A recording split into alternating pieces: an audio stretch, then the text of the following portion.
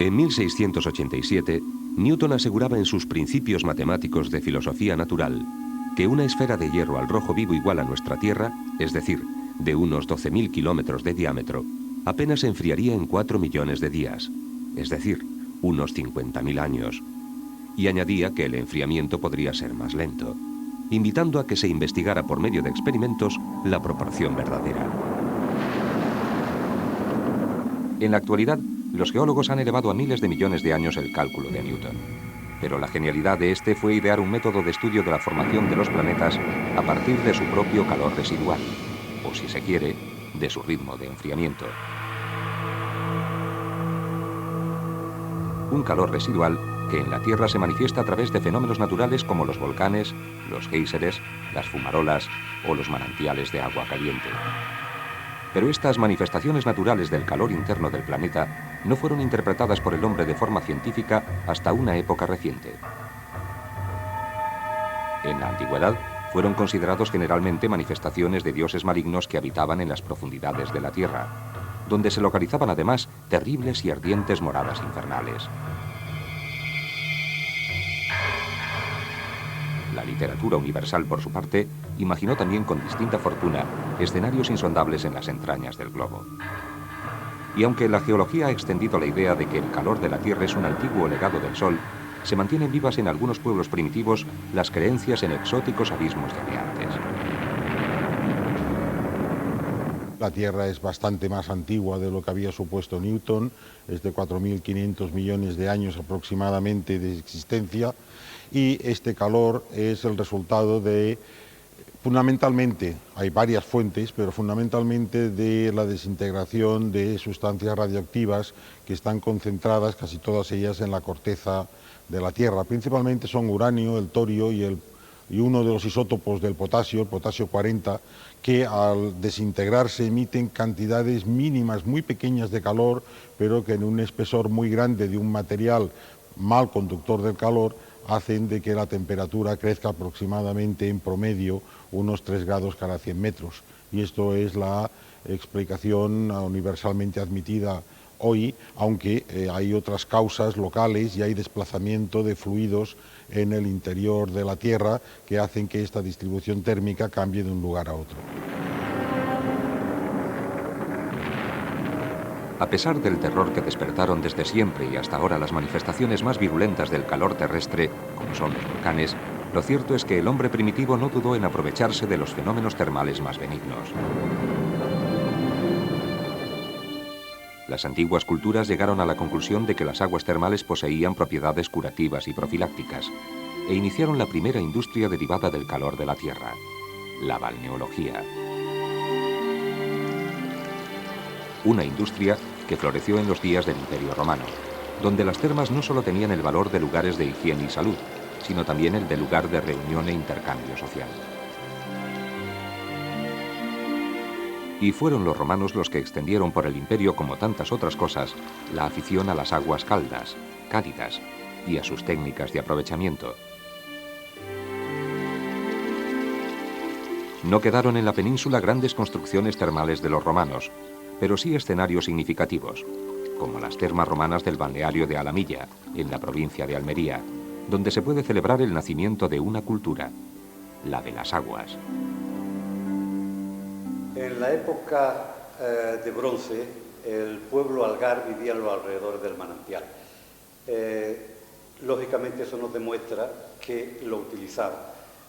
Después pasaron otras civilizaciones como fueron los fenicios, los romanos, dejando restos, y últimamente los que más vestigios nos han dejado, por lo menos los que quedan, son de los árabes, que fueron los últimos que pasaron por aquí, excepto la época moderna.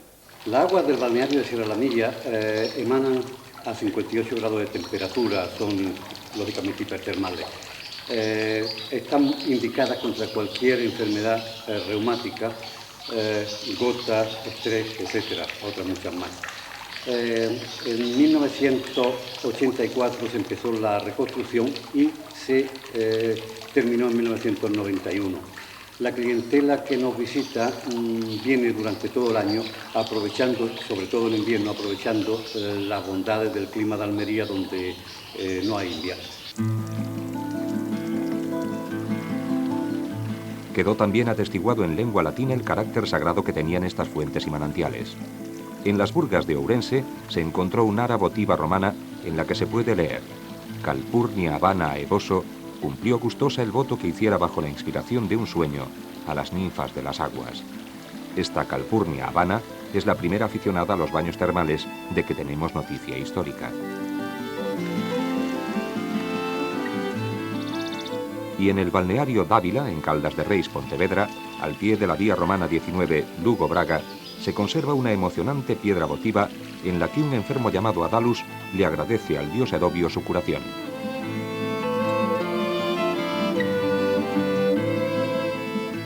El prestigioso etnógrafo Bouzabrey relacionó el tesoro y los vasos de oro hallados en las proximidades de las urgencias termales de Caldas de Reis con ritos religiosos que tendrían lugar en estos manantiales. Algunos historiadores han localizado estaciones termales cuya virtud curativa era objeto de ofrendas en los tiempos neolíticos y de la primera edad del bronce. Su sacralidad es, pues, anterior a la romanización y le va a sobrevivir mucho tiempo.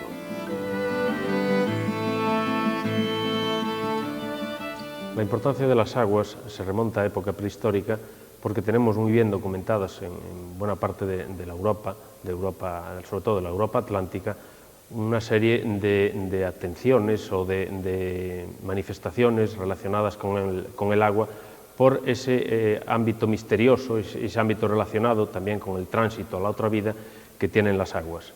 Así, en la edad del bronce, en la edad del hierro, tenemos ofrendas de armas a las aguas, tenemos manifestaciones de cultos a las aguas, aunque no tanto a las aguas en sí mismo como a las divinidades que se localizan o que se sitúan en las aguas o que tienen relación con las aguas. Esto, en época romana, va a reconvertirse porque, si bien continúan las dedicaciones a divinidades acuáticas, podríamos citar los ejemplos de Neptuno o de las ninfas, también es verdad que los romanos le buscan una aplicación enormemente práctica a las aguas. Es la utilización de las aguas, de todo tipo de aguas, en las termas y particularmente las aguas calientes.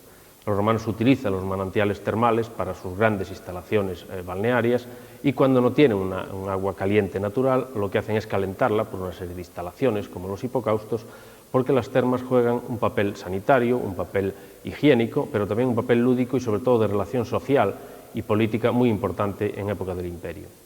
Después, con la cristianización, el cristianismo lo que va a hacer es sacralizar, desde el punto de vista cristiano, algunos elementos relacionados con las aguas, algunos cultos relacionados con las aguas. Y no hay que olvidar que el bautismo y otro tipo de ritos cristianos tienen también por el medio la utilización del agua.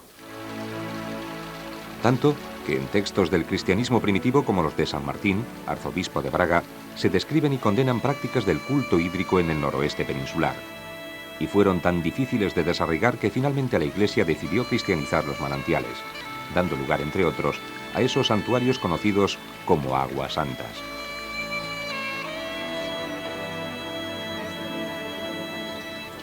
Y es que las propiedades de las aguas fueron consideradas como manifestaciones de poderes sobrenaturales. Quizás por eso el arquitecto Antonio Palacios levantó en Mondariz una arquitectura clásica, como un templo antiguo, para la Buvette, el lugar sagrado donde brota el agua. La Buvette es el edificio del balneario que cubre el manantial, el lugar del rito, el lugar en donde se produce la curación, la regeneración que se va a buscar.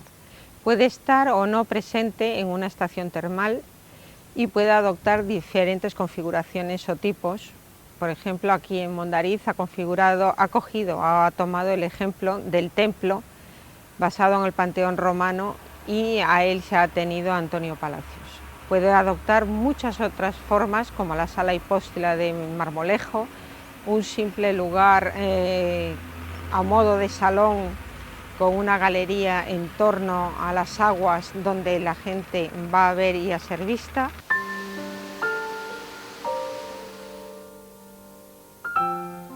Pero la apoteosis de los balnearios se va a producir en Europa a partir del siglo XVIII y durante todo el siglo XIX. La hidroterapia se propone como una panacea para los males del cuerpo y del espíritu. Ir a los baños se convierte en una moda a la que se rinden las clases más favorecidas en establecimientos que rivalizan entre sí en lujo y confort. Y del establecimiento balneario se pasó a la ciudad balneario, como es el caso de Bad, Karlsbad o Marienbad.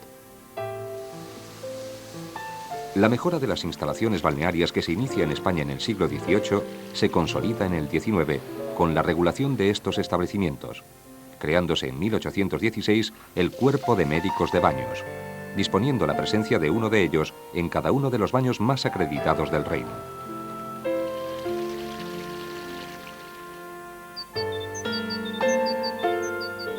Cada balneario, por su parte, tiene su propia historia. Su esplendor y su decadencia están ligados no solamente a esa primera función curativa o de reposo, sino también a esta otra dimensión de relación social y ocio, que irá adquiriendo progresivamente mayor protagonismo.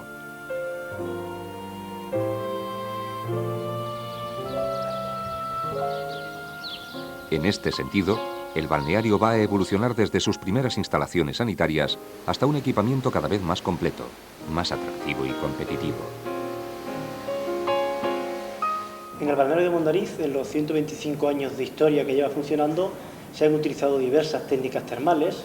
Se empezó con la terapia con agua bebida, de beber agua en las fuentes, después se introdujo la balneación o las aplicaciones a presión, y aunque ahora a finales de siglo básicamente sigue siendo las mismas técnicas, se han optimizado, y así, aunque las técnicas de aplicación de agua vía oral sigue siendo igual, beber agua en las fuentes de Gándara y de Troncoso, las aplicaciones de balneación sí que se han mejorado muchísimo, se han incorporado elementos como son la aplicación de proyecciones de chorro dentro del agua, controladas por ordenador. Las aplicaciones a presión, chorros o duchas circulares también han mejorado en cuanto al control de presión y de temperaturas.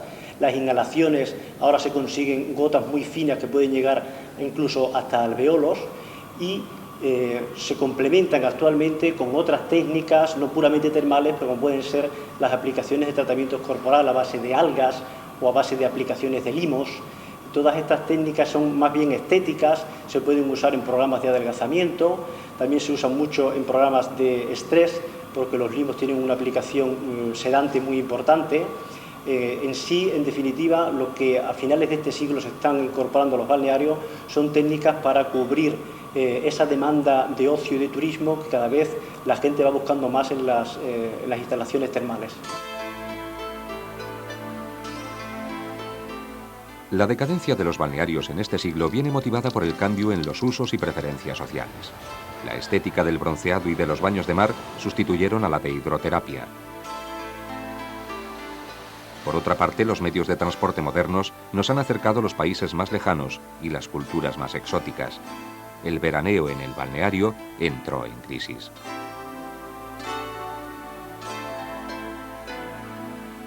Pero a partir de los años 80 surge un nuevo interés por el contacto con la naturaleza y vuelve el balneario a resurgir de sus cenizas. Sin olvidar el hecho decisivo de que en algunos países ha sido incorporado a la asistencia sanitaria como termalismo social.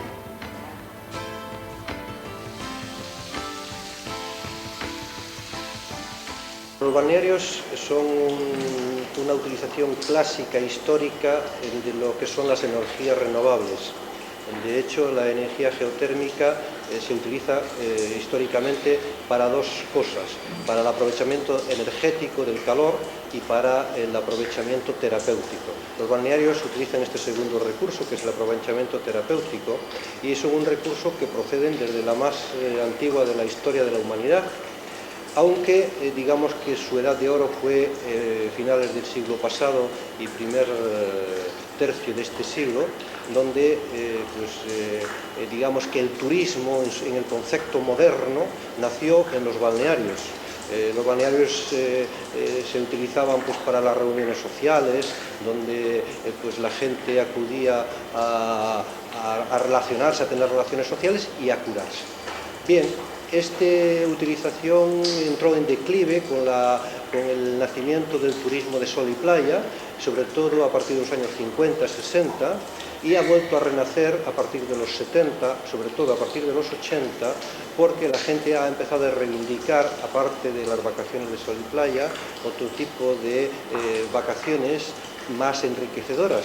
Y dentro de estas vacaciones están las vacaciones que nosotros llamamos vacaciones de salud, que son aquellas en las cuales tú aprovechas tu época de relajo, pues para tratarte, digamos que de los problemas de la vida moderna, como es el estrés, como es el sobrepeso, como son los factores de riesgo cardiovascular.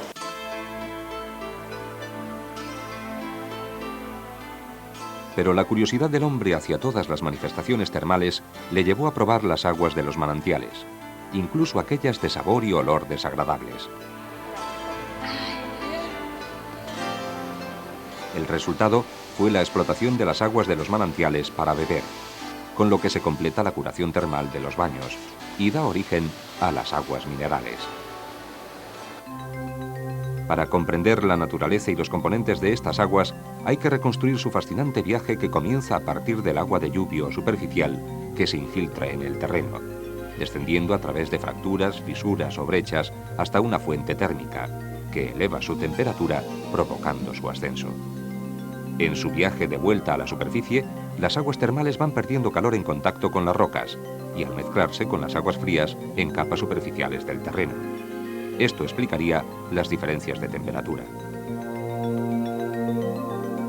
Gracias a la ayuda del tritio, el isótopo más pesado e inestable del hidrógeno, se ha averiguado que las aguas termales permanecen un gran número de años en el subsuelo desde el momento de su infiltración hasta el de su emersión. Este tiempo de permanencia suele superar los 20-25 años e incluso en algunos casos puede rondar la centena, lo que nos invita a pensar que la circulación de las aguas termales en profundidad es lenta, larga y compleja. Son muchas las consecuencias que se derivan de este hecho, pero nos gustaría destacar dos de ellas. La primera es el valor estratégico de este agua en situaciones de emergencia.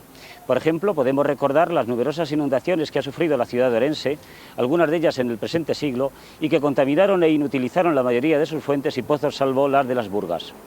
En segundo lugar, y dada su dilatada estancia en el subsuelo, cabe señalar que si estas aguas se contaminasen en la zona de infiltración, sus efectos solo se detectarían a muy largo plazo y cuando ya probablemente el acuífero estuviera gravemente dañado.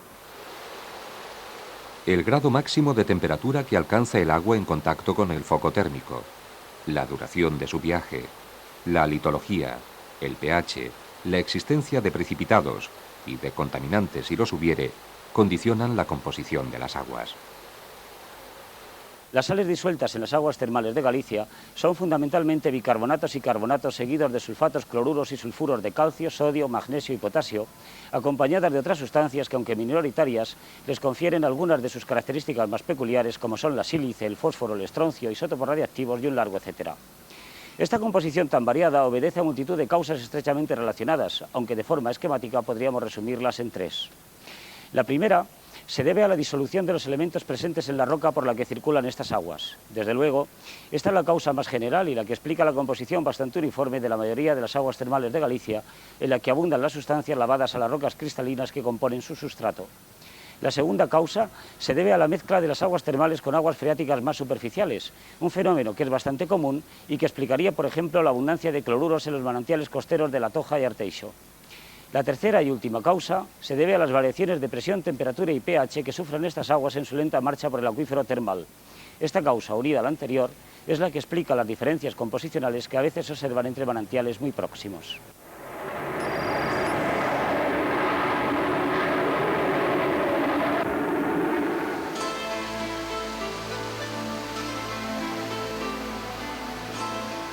Pero si el termalismo fue el más antiguo y generalizado aprovechamiento de la energía geotérmica, en lo que va de siglo XX la tecnología ha ampliado y diversificado sus posibilidades de explotación a la calefacción habitacional, a usos agrícolas, industriales y a la producción de electricidad. Su aprovechamiento depende de que los depósitos geotérmicos sean de alta o de baja temperatura. Los de baja temperatura, los más abundantes y mejor distribuidos en el planeta, no superan los 150 grados centígrados. Para su explotación, basta con hacer una perforación en el suelo hasta llegar al lugar donde circula el agua caliente. Para evitar una alteración en la zona, tanto en su capa freática como en la superficie, el agua, una vez utilizada, se reinyecta al yacimiento geotérmico. Y para evitar los problemas de contaminación y o corrosión a que podrían dar lugar las sustancias en disolución, el fluido geotérmico pasa por un intercambiador, en el que cede una parte de su calor a un segundo fluido para su utilización. La principal aplicación de los depósitos de baja temperatura es la calefacción doméstica, industrial o agrícola.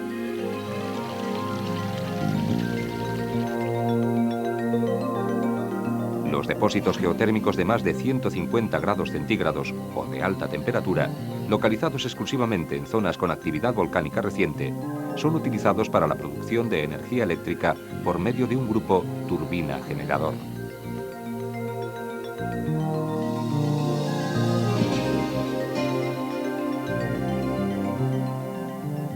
En el interior de la Tierra, a profundidades no muy altas, de algunos centenares de metros hasta algún kilómetro, coinciden agua, o sea, acuíferos y calor, se obtiene agua caliente, y esta agua caliente tiene, históricamente, se conocen muchísimos lugares que tienen manifestaciones de este agua caliente aprovechada desde tiempos muy remotos. En algunas ocasiones la temperatura de este agua puede llegar a ser muy elevada, puede superar ampliamente los 100 grados, hasta temperaturas, por ejemplo, que en Lanzarote se han encontrado superiores a los 600 grados de temperatura.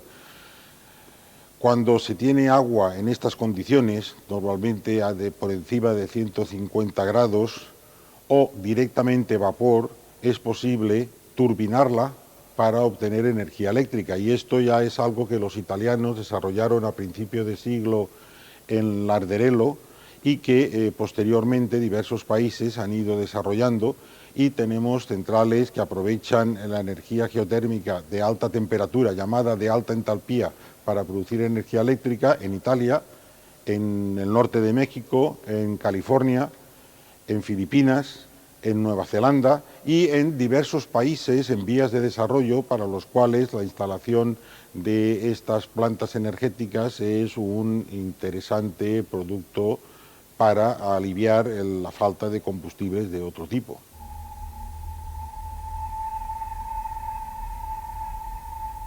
Dos excelentes ejemplos de las posibilidades de aprovechamiento de la energía geotérmica son Italia e Islandia. Italia inició el consumo de electricidad en el mundo a partir de la energía geotérmica en 1904, en Lardarello, y su progreso no se detuvo hasta hoy. Lardarello, situado en la región de Toscana, fue conocido en la antigüedad como el Valle del Infierno, por su paisaje humeante y extraño. En el siglo XVIII se reconoció la presencia de ácido bórico en sus aguas, y en 1827 Francisco Lardé inventó el lago boratífero cubierto, que permitía utilizar el vapor como agente térmico, en lugar de la leña. En 1904, el príncipe Ginori Conti, con un motor alternativo de 0,75 caballos de vapor acoplado a una pequeña dinamo, logra encender 5 lámparas eléctricas. Es el nacimiento de la producción eléctrica a partir de una fuente geotérmica. A partir de este momento, el desarrollo del Lardarello es imparable. Se conserva un valioso documento sonoro de 1931 con la explosión inicial de un pozo geotérmico, un hecho tan celebrado como si de un pozo de petróleo se tratase. Antes de la Segunda Guerra Mundial, la producción eléctrica es de 910 millones de kilovatios hora al año.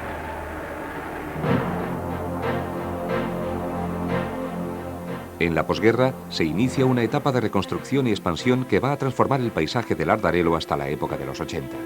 La producción geotermoeléctrica en el umbral de los 90 es de 3.254 millones de kilovatios hora al año. Y aunque solo supone un 1% del total italiano, representa un ahorro equivalente a 720.000 toneladas de petróleo al año.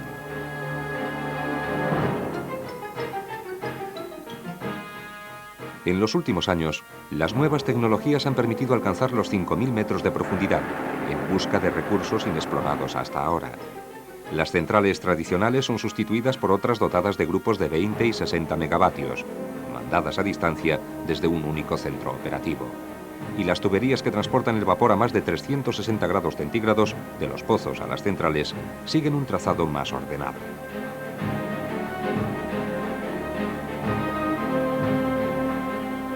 Pero aunque a Italia le corresponde el mérito de haber sido la primera en transformar la energía geotérmica en electricidad, no ha descuidado otras posibles aplicaciones. Para calefacción y usos domésticos en las ciudades de Ferrara y Vicenza. En Torrealpina, en la provincia de Viterbo, existe un campo geotérmico rico en gas, del que se extrae anhídrido carbónico. Y otras muchas y variadas aplicaciones que se han ido desarrollando tras siglo y medio de investigación y desarrollo científico.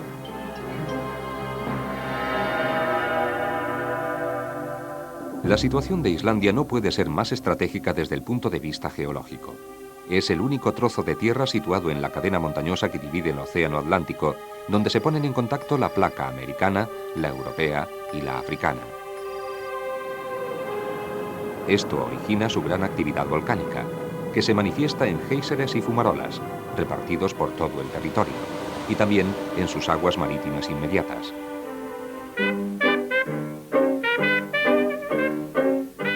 Naturalmente, los islandeses estaban acostumbrados al uso de las aguas termales en la vida cotidiana, pero su gran transformación se produjo cuando comenzaron a sustituir el carbón y el petróleo por la energía obtenida de las fuentes geotérmicas.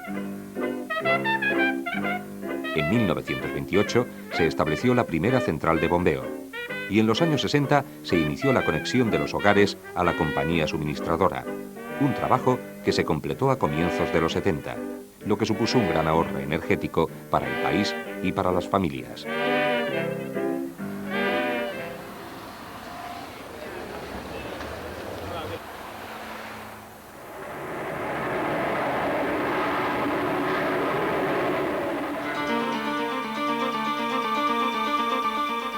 Los manantiales de Reykjavik son de baja temperatura, alrededor de 100 grados centígrados, y se bombean directamente a la red de distribución. Se encarga de esta tarea la Reykjavik District Heating, la mayor compañía municipal del mundo, que proporciona calefacción y agua caliente a través de una red subterránea que mide más de 1.300 kilómetros de longitud. Islandia podría ser por esto el modelo de aprovechamiento doméstico del calor terrestre, no a pequeña escala, sino como un sistema de suministro público equivalente a las redes de distribución de electricidad o gas. En 1975, el 90% de los edificios de Reykjavik, su capital, tenían este servicio. Como anécdota, las casas islandesas construidas desde hace 50 años carecen de chimenea. Tras ser usada, el agua de uso doméstico es reciclada, bien para calentar invernaderos, bien para derretir la nieve que está sobre las calles por medio de tuberías más superficiales, y también para su uso termal, incluso en los días más crudos del invierno boreal.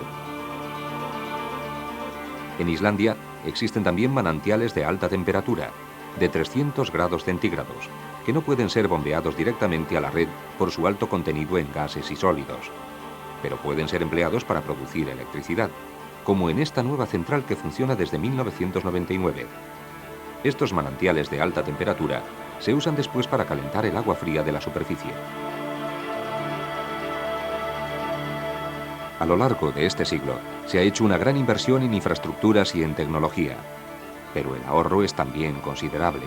En Reykjavik se calcula en el equivalente a 400.000 barriles de petróleo año. Y lo que es más importante, el uso de la energía geotérmica no es contaminante en absoluto, y su impacto medioambiental es mínimo. Basta decir que Reykjavik está considerada la capital más limpia y saludable del mundo.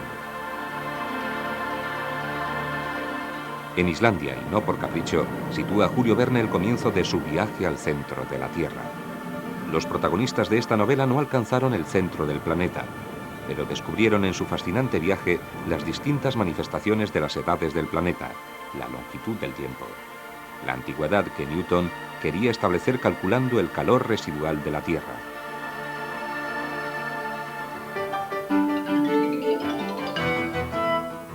El calor que genera el termalismo y alimenta más de 100 de centrales eléctricas, que calienta casas e invernaderos, fiel testimonio de la actividad interna del planeta, el ardiente rescoldo de una antigua estrella.